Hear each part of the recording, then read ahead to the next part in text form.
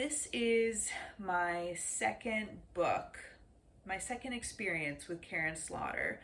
I previously read Good Daughters, and that was a struggle. So I wasn't sure if I was going to continue with this author and try another book of hers, but because this book is so highly rated, and every person that I have talked to who's read this has just raved about it. 10 out of 10. You have to read it. I have yet to come across someone who read this and had a meh experience with it. And here are my thoughts. Was this a 10 out of 10 reading experience? No. But there were 10 out of 10 moments. That's the thing with Karin Slaughter. Reading her books is like you're either wading through mud, just it's a slog. You are working through every sentence, every page feels like a chore, or you are just being carried down a stream effortlessly and the plot is going 1,000 miles a second and it's exciting, and before you know it, you've read 100 pages, and it's one or the other. There's no in between with this author. So fortunately for this book, I would say the first 100 pages was excruciatingly boring. And then once we got into 200 pages on, that's when things really pick up. And then it does maintain a good, fast, exciting pace.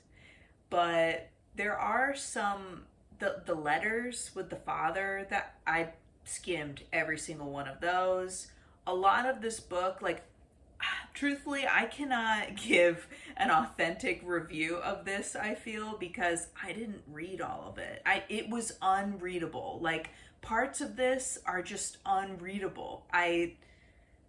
As my mom says, life is too short to read a bad book. I'm a skimmer. If I won't completely give up on a book, but I will skim, and Karin Slaughter, it's either a 2 or a 10, depending on where you are in the book. So that was my experience. This was definitely a better experience for me than reading the other book of hers that I read, Good Daughters. So much information, so much extraneous details. I mean, it's commendable for a writer to flesh out the details of everyone's personality and the scene and the location and the smells and all of it. She really is a great world builder. But I'm here for the story, baby. Like, I want the action, the story, the meat. Give me the meat. And so if you go into a Karin Slaughter book, don't be surprised if you are inundated with details.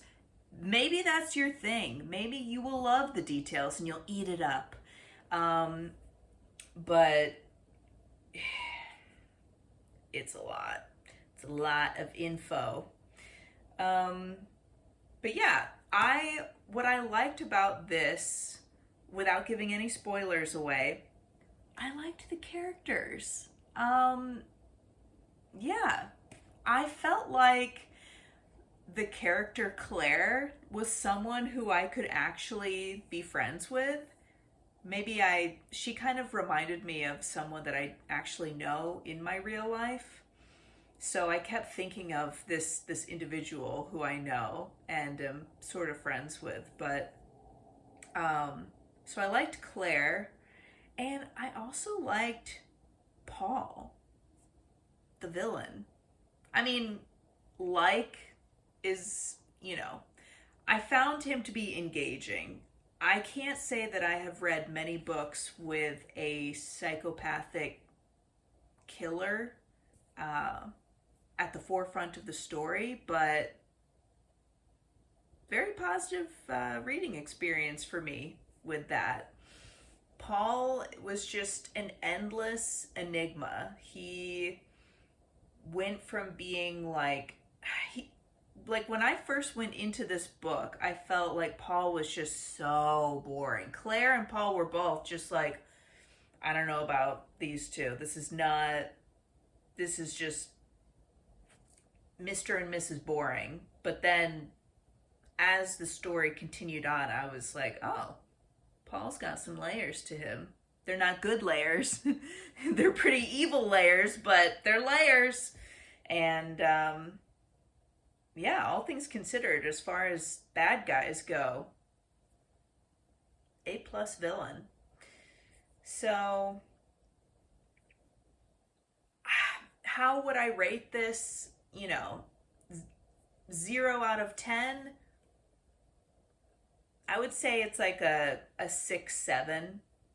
Like, I cannot sit here and tell you that this is a 10 out of 10 book when I spend hundreds of pages skimming. Just, I can't handle it. It's like, it's too much information.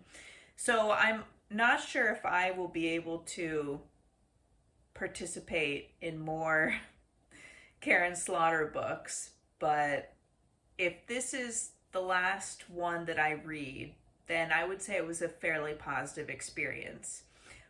When Karin Slaughter's writing is good, it's really good. It is a roller coaster that you don't want to get off of. I mean, I went from dreading having to pick this up and work through it to excited to get back into it. Excited for my break at work, excited to come home, excited to just get back into the story and see what happens. I don't know if I was the only one reading this who kept thinking like, wait, is Julia really dead? But yeah, she is. She is really dead. I don't know if that's a spoiler, but she is definitely dead. And as you get further into the book, it is progressively made fully aware, oh yeah, she's dead. She is really definitely dead, not coming back. So maybe I was the only one reading this thinking like, is she gonna like make a surprise reappearance at the end of the book or something? But no, she was murdered. She was good old fashioned dead, gone, murdered. So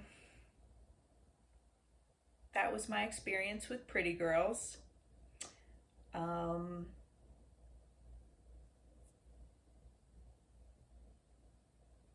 don't know. I don't know if I can recommend this. I mean, I guess I'll recommend it. Sure, why not? Everybody else loved this book so much. Sure, I'll recommend it. But my experience with this was it's hit or miss. Depending on where you are in the book, it's either it's just not engaging or you are fully in it. So, yeah, if you've read this, please let me know what you thought. If you've read other books by Karin Slaughter, let me know.